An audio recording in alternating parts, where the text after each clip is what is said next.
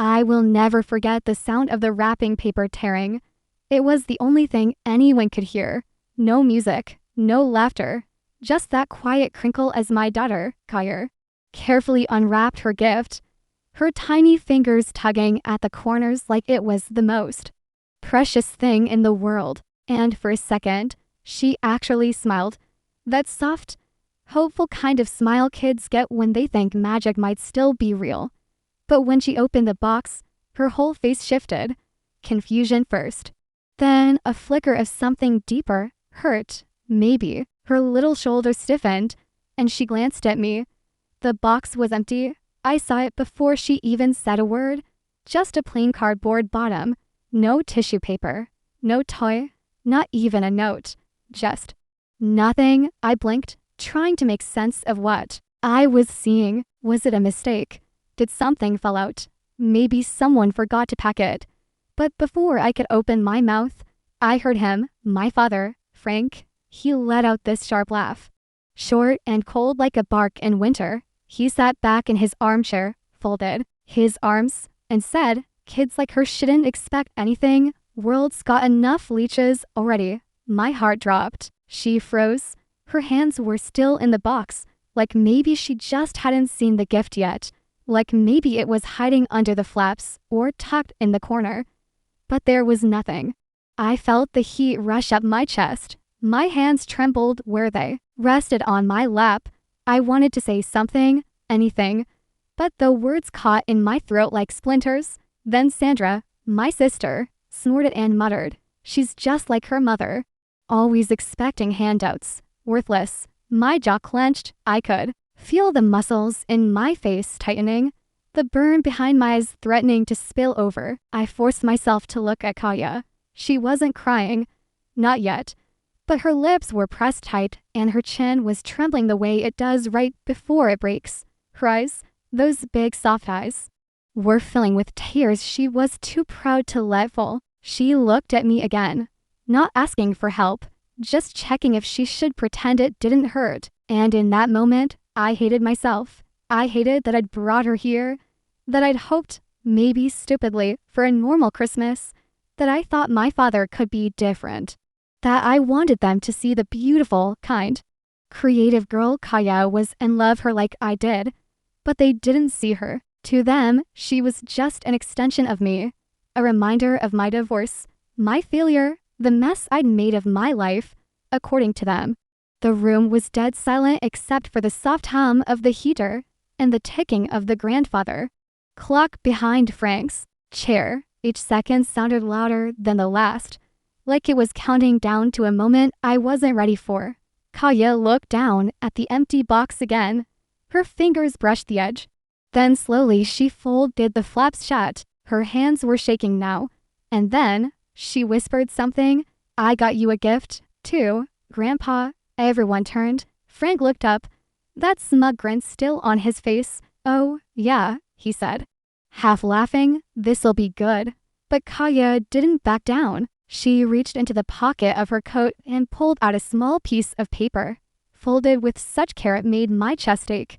She took a step forward and held it out to him with both hands. And right then I knew this moment wasn't over. Something was coming, something none of us were ready for. I hadn't been home for Christmas in over 2 years. Not since the divorce. Not since the shame. Not since everything I'd been trying to hold together finally cracked wide open. Kaya, she wanted to see them. She asked me 3 weeks before Christmas, "Mom, do I have a grandpa?" That was her way of asking why we were always alone during the holidays, why we didn't have matching pajamas or giant trees or cousins to run around with. So I said yes, and when she asked if we could visit him this year, I said yes again. Against my better judgment, I don't know what I expected. Maybe I thought time would have softened them. Maybe I believed just for a moment that when they saw Kaya, when they really looked at her, they'd feel something, warmth, regret, love, anything. Instead, minute we pulled into the driveway, I felt the old weight settle back onto my shoulders. That invisible tension wrapped around my ribs like barbed wire as I forced a smile for people who never truly wanted me there. Their house hadn't changed. Still cold. Still perfect. Still spotless in a way that felt less like a home and more like a museum. My mother greeted us with the plastic politeness she had perfected over the years. A quick hug for me, a soft, absent pat on Kaya's head, but her eyes lingered too long on the scuff marks on Kaya's boots.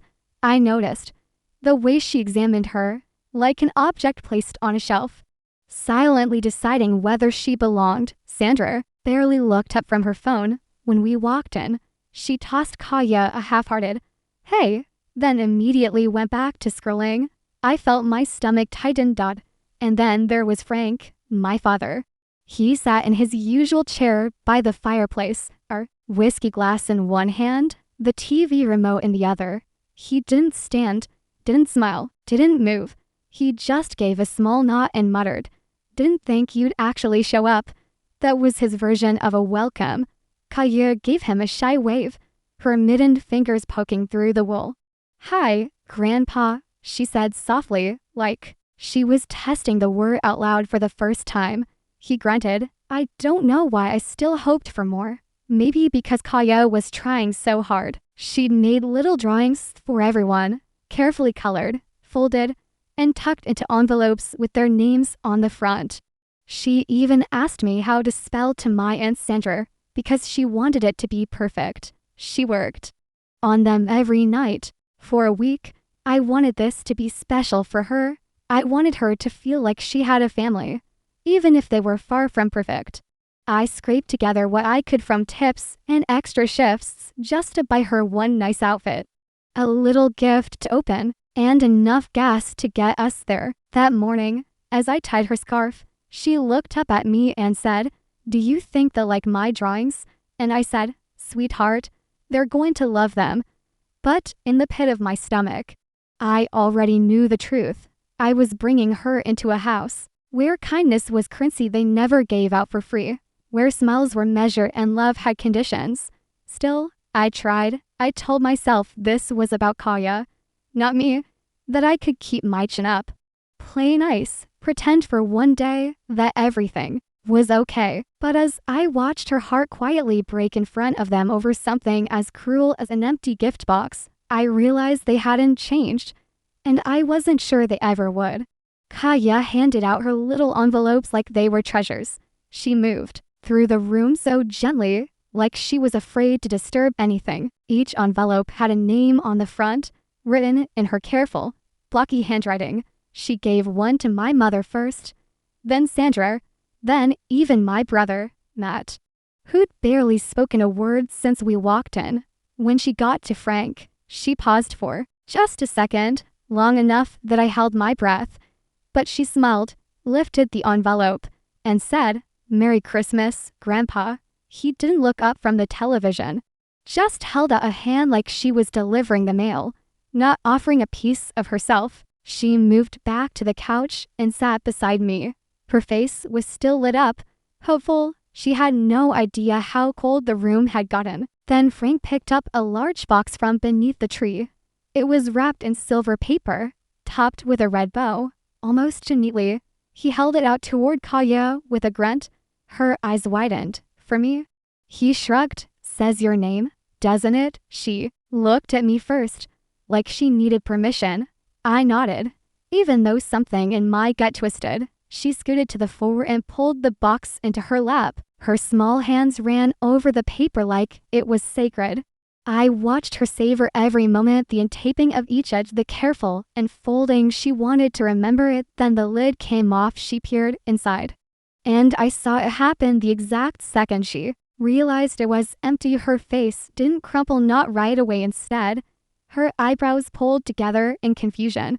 She reached in, as if something might be stuck at the bottom. She looked up at me, uncertain. There was nothing in the box, nothing. Frank laughed, loudly this time. "What? You were expecting something real?" He scoffed, leaning back. "World doesn't give you gifts for just showing up, kid." Kaya blinked. Her hands froze. I couldn't move. Then Sandra, always waiting for a moment to cut deeper, chimed in from her corner of the couch. "Well, she is just like her mom, always expecting people to hand her things. It's no surprise. I felt it in my chest, like a punch. I turned to her. Sandra, don't. She raised a brow, smirking. What? It's true. Kair was silent now. The box still rested in her lap, flaps wide open, exposing the nothing inside. The room had turned on her, and I saw her realize it. I hated them. I hated them for making her feel small, for making her question her worth, for laughing like it was all a joke. I reached for her, but she didn't move. She just kept staring at the box like it might somehow fill itself if she waited long enough. Inside, I was screaming, say something, stand up, defend her, but I didn't want to make a scene. Not in front of her. That's the thing about being in families like this. You learn to freeze when things get cruel. You learn to smile through clenched teeth. And I'd spent so many years doing just that. It almost felt normal. But it wasn't normal. Kaya was only 7. She didn't know how to put on a mask yet. She didn't know how to swallow that kind of pain.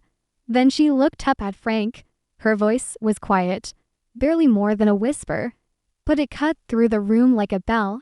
It's okay, she said. I got you a gift, too, Grandpa. And just like that, the whole room shifted. No one spoke. No one laughed. She reached into her coat pocket, and I realized something was about to happen that none of them would forget. I stared at her completely still as Kaya reached into her coat pocket.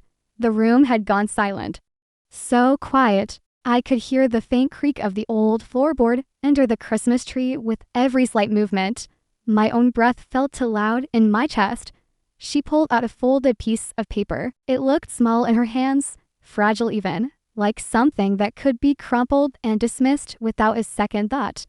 But she held it like it mattered, like it meant something. I whispered, Kaya, maybe not now. She turned to me, and there was something in her eyes I didn't recognize. Not sadness, not hurt, but calm, steady. She gave a little nod, the kind that said, I have to do this. Then she turned to Frank. I made this for you, she said. Frank didn't even lean forward. He just glanced at it with that same bored expression he always wore when someone dared ask him to feel something. Oh, yeah, he muttered, sipping his drink. You draw me a snowman or something. There was sarcasm in his voice, the kind he always used when he wanted to make you feel small without raising it. But Kaya didn't flinch. She walked across the room and held it out to him with both hands. That's when I noticed her. Fingers were shaking. I knew that feeling. The way your hands betray you when your heart's thudding in your chest, when you're trying to be brave, even though every part of you wants to run. He took it from her like it meant nothing, slid it open with one hand while still holding his glass in the other. Then he looked down and stopped. I couldn't see what was on the paper from where I sat, but I saw his face. It didn't twist in confusion or irritation like I expected. Instead, his eyebrows drew together. He blinked once, then again. His jaw slackened just slightly, like he'd forgotten what he was doing. The entire room seemed to lean in. What is it? Sandra asked, impatient. He didn't answer. He just stared. Kaya stood there, hands clasped in front of her now, watching him quietly like she wasn't sure what came next either. I got up and crossed the room, slowly, almost afraid to break the moment. I stepped beside her and gently placed my hand on her back. She didn't look at me. She just kept her eyes on Frank. And he looked older than I'd ever seen him. Not angry, not smug, just still. He folded the paper carefully, deliberately, almost reverently, and placed it on the side table next to his chair. Then he stood up. No one knew what to say. No one moved. He walked out of the room without a word. The sound of his footsteps down the hallway was the only thing we could hear. He didn't slam the door, didn't shout, just left. I looked down at Kaya. Her voice was quiet when she asked, Did I do something wrong? I knelt beside her, wrapped my arms around her, and whispered, No. Sweetheart, you did something brave. Sandra muttered something under her breath. But this time, I didn't care, because I knew whatever Kaya had drawn, whatever she had written, it got through to him in a way none of us ever could. She didn't fight back. With anger, she didn't cry or scream or run. She gave him a gift. One that reminded him he was still human, even if he'd forgotten. And I think, just maybe that scared him more than anything else. I didn't see my father for the rest of the day. He didn't return to the living room, didn't come back for dinner. Not even when my mother called out that dessert was ready in that overly sweet tone she used when pretending everything was fine. Kayera didn't mention him again that evening. She played quietly with the ribbon from one of her other small gifts and helped me fold the wrapping paper scraps like it was any other night. But I could tell her mind was somewhere else. Every now and then, her eyes would wander toward the hallway where Frank had disappeared, like she was waiting for something, but nothing happened. Not that day. We left early the next morning. I told them we had plans back in the city, but the truth was I couldn't bear to spend another second pretending. Sandra didn't even get up to say goodbye. My mother handed me a foil-covered plate of leftover ham and told me to drive safe. No mention of what happened. No one asked how Kaya was doing, and that somehow hurt even more. The ride home was quiet. Kaya stared out the window, watching snow blur past the trees. I reached over and held her hand at one point. She squeezed back. I didn't bring up the drawing.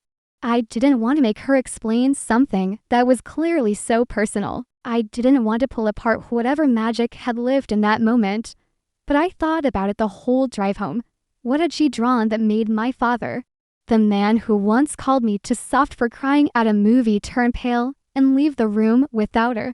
Word I found out for days. Later, it came in a small, unmarked box left on our porch. There was no return address, just Kaya's name written in careful block letters across the top. She opened it slowly like she wasn't sure if it was safe to hope. Inside was a tiny music box, old-fashioned, wooden, hand-carved edges with little roses painted around the lid. It played Somewhere Over the Rainbow when she turned the crank. And there was a note. It was just one line, handwritten in a shaky, unfamiliar scrawl. To the bravest girl I know, thank you for remembering her. No signature. But we didn't need one. Kaya clutched the box to her chest like it was made of gold. She didn't say anything. At first, she just held it and smiled. I sat down next to her on the floor and finally asked, Kaya, what did you draw for Grandpa? She looked up at me and said, it was a picture of him holding hands with Grandma and me. Her voice was soft. I told him I hope he smiles again one day, because I remember how she made him laugh. My throat tightened. I didn't speak. I couldn't, because that was it.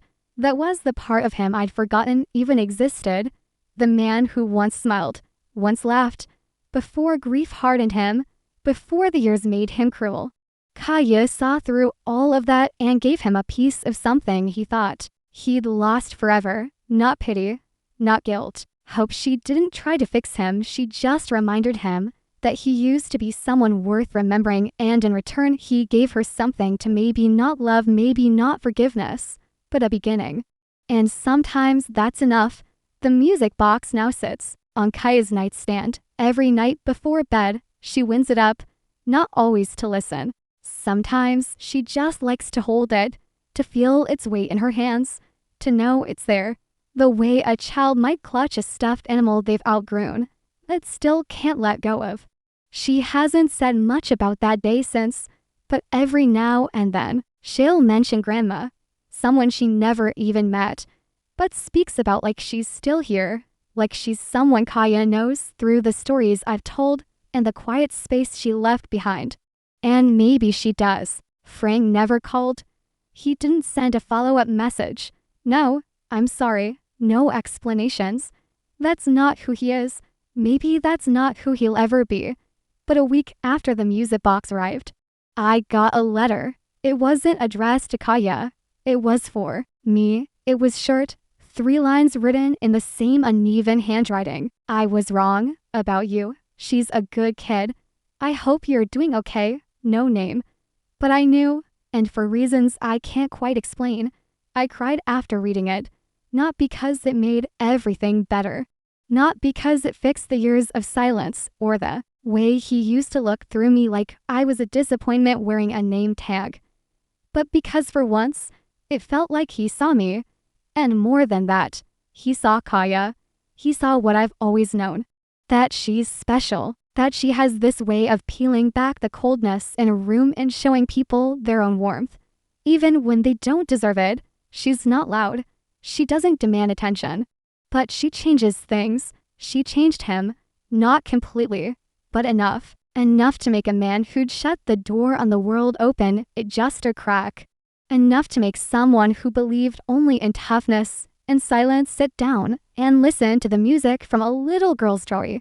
And people ask me sometimes why I went back that Christmas, why I let them near her, why I didn't protect her better. And the truth is, I thought I was. I thought shielding her from their coldness would be enough.